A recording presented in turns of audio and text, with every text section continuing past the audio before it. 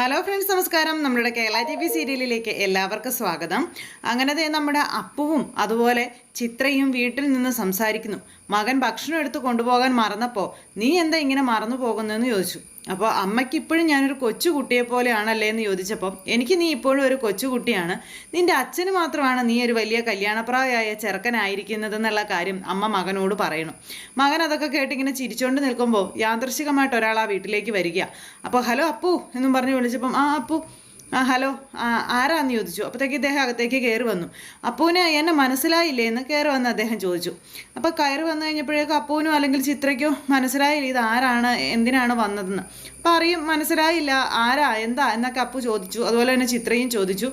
അപ്പോഴും അദ്ദേഹം ഇങ്ങനെ അപ്പു എന്താ ഓഫീസിലേക്ക് പോകാൻ ഇറങ്ങിയതാണോ, അങ്ങനെയാണോ ഇങ്ങനെയാണോ എന്നൊക്കെ ചോദിച്ചുകൊണ്ട് ഇങ്ങനെ സംസാരിച്ചുകൊണ്ടിരിക്കാം. എന്നിട്ട് ദീപുവേട്ടൻ്റെ കാര്യം ചോദിച്ചു. ദീപുവേട്ടൻ എവിടെയാണെന്ന് ചോദിച്ചു. അപ്പോൾ അച്ഛൻ ഇവിടെയുണ്ട്, എന്താ കാര്യം എന്നൊക്കെ ചോദിക്കുവാണേ. പെട്ടെന്നാണ് ഇയാൾ വന്ന കാര്യം പറയുന്നത് അപ്പുവിൻ്റെയും അതുപോലെ അന്ന് പറഞ്ഞ പെൺകുട്ടിയുടെയും വിവാഹം നടത്തുന്നതിൻ്റെ പറ്റിയുള്ള കാര്യങ്ങൾക്ക് വേണ്ടിയിട്ടാണെന്ന്. അത് കേട്ട് കഴിഞ്ഞപ്പോൾ ചിത്രയും ഞെട്ടി, അതുപോലെ തന്നെ നമ്മുടെ അപ്പുവും ഞെട്ടി. അന്ന് ഈ ദീപു തന്നെയാണ് ഇതിനൊക്കെ ഓരോ കാരണങ്ങൾ ഉണ്ടാക്കിയെടുത്തിട്ടത്. അതുകൊണ്ട് തന്നെ ദീപുവേട്ടൻ പറഞ്ഞിട്ടാണ് വന്നതെന്നുള്ള കാര്യങ്ങളും പറഞ്ഞു.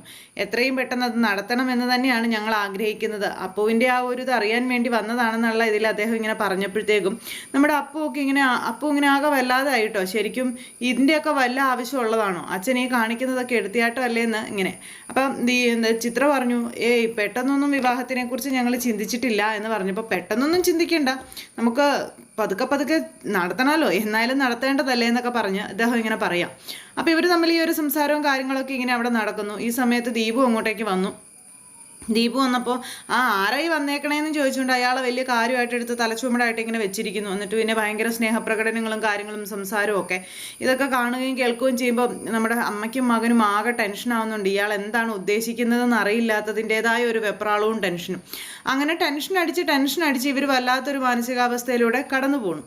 ആ ഒരു സിറ്റുവേഷനും കാര്യങ്ങളുമൊക്കെ അങ്ങനെ ആ ഒരു വീട്ടിൽ നടക്കുന്ന സമയം പിന്നീട് നമ്മുടെ സുമിത്രയുടെ വീട്ടിൽ സിദ്ധുവും അതുപോലെ തന്നെ അനിയും ഇവരെല്ലാവരും കൂടി ഇരുന്നിങ്ങനെ സംസാരിക്കുക. അപ്പോൾ കഴിഞ്ഞു പോയ കാര്യങ്ങൾ എല്ലാവരും പരസ്പരം കൂടിയിരുന്ന് അങ്ങോട്ടും ഇങ്ങോട്ടും സംസാരിച്ചു. ഇതിനിടയിൽ എന്തൊക്കെ സംഭവിച്ചെന്നും ആരൊക്കെ ഇതിനിടയിൽ കയറി കളിച്ചു എന്നും എല്ലാ കാര്യങ്ങളും ഇവർക്ക് എല്ലാവർക്കും മനസ്സിലായി. അങ്ങനെ സംസാരിച്ചുകൊണ്ടിരിക്കുന്ന സമയത്ത് നമ്മുടെ സിദ്ധുവിനോടുള്ള ആ ഒരു കൂടുതൽ വെറുപ്പും ഒക്കെ അനിരുദ്ധിൻ്റെയും അലിഞ്ഞു തീരുകയാണ്. സുമിത്രയാണെന്നുണ്ടെങ്കിൽ ആകെ വിഷമിച്ചിരിക്കുന്നു. അങ്ങനെ ഇവരുടെ സംസാരത്തിനിടയിലേക്ക് ഈ നമ്മുടെ പ്രതീഷിൻ്റെ കാര്യങ്ങൾ വന്നു. അപ്പോൾ സിദ്ധു ആണ് ഇതൊക്കെ എടുത്തിടുന്നത്. സിദ്ധു പറഞ്ഞു, ഇത്രയും കാലം ഞാൻ കാത്തിരുന്നത് നിൻ്റെ അമ്മയ്ക്ക് നിങ്ങളെ കാട്ടിക്കൊടുക്കാൻ വേണ്ടിയിട്ടായിരുന്നു. എന്തായാലും നീ ഇപ്പോൾ സുമിത്രയുടെ അരികിലേക്ക് വന്നു ചേർന്നു. അതുപോലെ തന്നെ നമുക്ക് പ്രതീഷിനെയും കൊണ്ടുവരണമേടാ. പ്രതീഷിനെ നമുക്ക് സുമിത്രയുടെ മുന്നിൽ എത്തിക്കണം. പ്രതീഷ് എവിടെയാണെന്നോ അവൻ ഏത് സാഹചര്യത്തിലാണെന്നോ എന്തെങ്കിലും നിനക്കറിയാമോ എന്നൊക്കെ ഇങ്ങനെ ചോദിച്ചപ്പോഴത്തേക്കും നമ്മുടെ അനിരുദ്ധ അതുവിനെ അവൻ എന്നിങ്ങനെ പറഞ്ഞു തുടങ്ങിയതും ജയിലിലാണെന്ന് പറയാൻ പറ്റത്തില്ലല്ലോ, അതും എല്ലാവരും അങ്ങനെ ഇരിക്കുമ്പോൾ. അപ്പോൾ അവൻ എന്ന് പറഞ്ഞിട്ട് അതങ്ങ് നിർത്തി. എന്താടാ മോനെ, അവൻ എവിടെയാണെന്ന് നിനക്കറിയാവോ എന്ന് ചോദിച്ചു അനിരുദ്ധിനോട്. സിദ്ധു ചോദിച്ചപ്പോൾ ഇല്ലച്ചാ, എനിക്കറിയില്ല, ഞാനും അവനെ തേടിക്കൊണ്ട് നടക്കുകയാണെന്നുള്ള കാര്യങ്ങൾ ഇങ്ങനെ പറയുക. അങ്ങനത്തെ നമ്മുടെ അനിരുദ്ധ് അമ്മയ്ക്കും അച്ഛനും മറ്റുള്ളവർക്കും വിഷമമാകുമെന്ന് കരുതി അനിയൻ ജയിലിലാണെന്നുള്ള കാര്യം ഇവിടെ പറയാതിരിക്കുന്നു. അങ്ങനെ നമുക്ക് എവിടെയാണെങ്കിലും പ്രതീഷിനെ കണ്ടുപിടിക്കണം തുടങ്ങിയ കാര്യങ്ങളൊക്കെ ഇങ്ങനെ ചർച്ച ചെയ്യുക. അങ്ങനെ ഈ ഒരു കാര്യങ്ങൾ ഇവിടെ ഇവരുടെ വീട്ടിൽ നടന്നുകൊണ്ടിരിക്കുന്ന സമയത്ത് ഇതിനൊന്നും ചെവി കൊടുക്കാൻ, അതായത് ഈ ദീപുവിൻ്റെ കാട്ടായങ്ങൾക്കൊന്നും ചെവി കൊടുക്കാൻ മനസ്സില്ലാതെ താല്പര്യമില്ലാതെ അവിടെ നിന്ന് അമ്മ ഞാൻ പോവുകയാണെന്നും പറഞ്ഞ് അപ്പു പോകുന്നു. മോനെ അപ്പു നിൽക്കടാന്ന് പറഞ്ഞപ്പം എനിക്കിവിടെ നിൽക്കാൻ സമയമില്ല, എനിക്ക് ഓഫീസിൽ പോകണമെന്ന് പറഞ്ഞുകൊണ്ട് അപ്പു അങ്ങ് ഇറങ്ങിപ്പോയി. അങ്ങനെ അപ്പു പോയി കഴിഞ്ഞപ്പോൾ ഇവർ തമ്മിൽ വീണ്ടും ഈ ഒരു കാര്യം തന്നെ സംസാരിക്കുക. ചിത്രയ്ക്കാണെങ്കിൽ ദേഷ്യം വരുന്നുണ്ട്. ചിത്ര ഭയങ്കരമായിട്ട് കലിപ്പിലാട്ടോ. അപ്പോൾ ആർക്ക് ദേഷ്യം വന്നാലും കുഴപ്പമില്ലെന്നുള്ള മട്ടുമാതിരിയിലാണ് ഈ പറയുന്ന ദീപുവിൻ്റെ ഓരോരോ പ്രവൃത്തികൾ. അങ്ങനെ ഇരിക്കുമ്പോൾ വീണ്ടും സുമിത്രയുടെയും കുടുംബത്തിൻ്റെയും ഇടയിലേക്ക് കാര്യങ്ങൾ വരുന്നു. അങ്ങനെ ഇവർ സംസാരിച്ചുകൊണ്ടിരിക്കുമ്പം ഇത്രയും കാലം അമ്മയും ഏട്ടനും തമ്മിൽ കാണാതിരുന്നത് ദീപു അങ്കിൾ കാരണമാണെന്നുള്ള കാര്യങ്ങൾ നമ്മുടെ ശീതൾ അവിടെ ഇരുന്ന് ഇങ്ങനെ പറഞ്ഞു. എന്തിനു വേണ്ടിയായിരിക്കും ദീപു അങ്കിൾ അമ്മ മരിച്ചുപോയി എന്നുള്ള കള്ളം ഏട്ടനോട് പറഞ്ഞത്?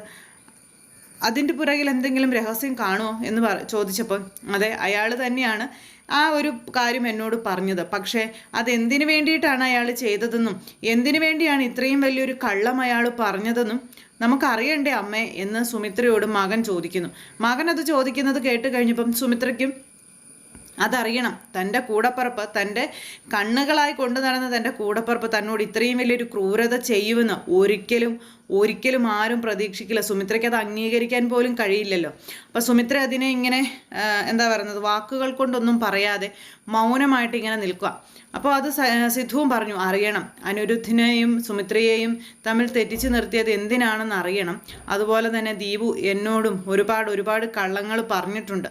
അതിൻ്റെയൊക്കെ കാരണം എന്താണെന്ന് അറിയണം. അതറിഞ്ഞില്ലെങ്കിൽ ഒരിക്കലും അവനെ നമുക്ക് അംഗീകരിക്കാൻ കഴിയില്ല എന്നൊക്കെയുള്ള കാര്യങ്ങൾ ഇങ്ങനെ സിദ്ധുവും പറഞ്ഞു. അങ്ങനെ ദീപു എന്ന് പറയുന്ന കാണ്ടാമൃഗത്തിനെ, അല്ലെങ്കിൽ കൂടപ്പറപ്പിനെ ചതിക്കുന്ന, പണത്തിന് വേണ്ടി എന്തും ചെയ്യുന്നവനെ എടുത്ത് ചവിട്ടിക്കൂട്ടാൻ തന്നെ നമ്മുടെ അനിരുദ്ധും സുമിത്രയും തീരുമാനിക്കുന്നു. അപ്പോൾ അത് ഫോണിലൂടെ വിളിച്ചിട്ടൊന്നും കാര്യമില്ല. അപ്പോൾ ഫോണിലൂടെ വിളിച്ച് ചോദിക്കുകയോ പറയുകയോ ഒന്നും ചെയ്തിട്ട് കാര്യമില്ല. അദ്ദേഹത്തിനെ നേരിട്ട് തന്നെ കണ്ട് കാര്യങ്ങൾക്ക് തീരുമാനം ഉണ്ടാക്കണം, അല്ലെങ്കിൽ ഈ കാര്യങ്ങൾ ചോദിക്കണമെന്നുള്ള കാര്യം ഇവർ തന്നെ സംസാരിക്കാം. അപ്പോൾ അവനെ നമ്മൾ രണ്ടുപേരും കൂടെ പോയി കാണും എന്നുള്ള കാര്യം സുമിത്രയും പറഞ്ഞു. അങ്ങനെ അവൻ്റെ നിന്ന് തന്നെ ആ സത്യം അറിയണമെന്നുള്ള തീരുമാനത്തിൽ സുമിത്രയും അതുപോലെ നമ്മുടെ അനിരുദ്ധും കൂടി നേരെ ദീപുവിൻ്റെ വീട്ടിലേക്ക് പോകുവാണ്.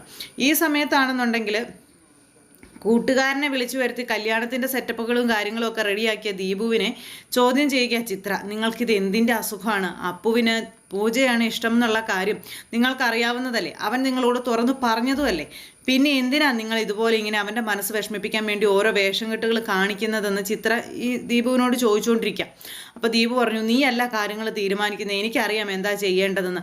എന്തായാലും ഈ ജന്മം പൂജയുമായിട്ട് അപ്പുവിൻ്റെ വിവാഹം നടക്കില്ല. അവൾക്ക് ആ പങ്കജിനെ ഇഷ്ടമെന്ന് ഞാൻ പറഞ്ഞില്ലേ എന്നൊക്കെ ചോദിച്ചുകൊണ്ട് ചിത്രയായിട്ട് വഴക്കുണ്ടാക്കിക്കൊണ്ടിരിക്കുക. അപ്പോൾ ചിത്രയാണെങ്കിൽ ഈ ദീപുവിൻ്റെ ഈ കാട്ടായങ്ങളൊക്കെ കണ്ടിട്ട് നിങ്ങളെനിക്ക് മനസ്സിലാകുന്നില്ല ദീപുട്ട, നിങ്ങൾ എന്ത് ചെയ്യണേന്നൊക്കെ ചോദിച്ച് അങ്ങനെ വഴക്കുണ്ടാക്കിക്കൊണ്ടിരിക്കുന്ന സമയത്താണ് നമ്മുടെ അനിരുദ്ധ അങ്ങോട്ടേക്ക് കയറി വരുന്നത്.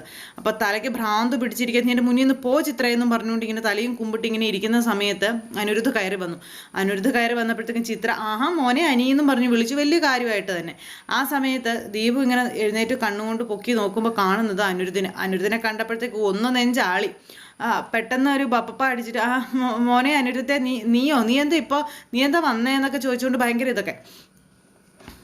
ആ സമയത്ത് നമ്മുടെ അനിരുദ്ധി ചോദിച്ചു, എൻ്റെ അമ്മ എപ്പോഴാണ് മരിച്ചതെന്ന് ചോദിച്ചു. അത് പിന്നെ അത് എന്നൊക്കെ പറഞ്ഞു നിൽക്കുമ്പോൾ ചിത്ര ഇങ്ങനെ മരിച്ചെന്നോ? അപ്പോൾ ചിത്രയ്ക്കും അറിയില്ല. പിന്നെ നമ്മുടെ അനിരുദ്ധ് അവനെ ശരിക്കും ചോദ്യം ചെയ്തു. ഒന്നും പറയാൻ പറ്റാതെ ഇങ്ങനെ നിൽക്കാനല്ലാതെ ഒന്നും കഴിഞ്ഞില്ല. താൻ എന്നെ ഇത്രയും കാലം ചതിക്കായിരുന്നല്ലടോ എന്ന് ചോദിച്ചുകൊണ്ട് ദീപുവിൻ്റെ കുത്തിന് കയറി പിടിച്ച് വലിച്ച് ആ മുറ്റത്തേക്ക് ഒരു ഒറ്റ ഏറായിരുന്നു.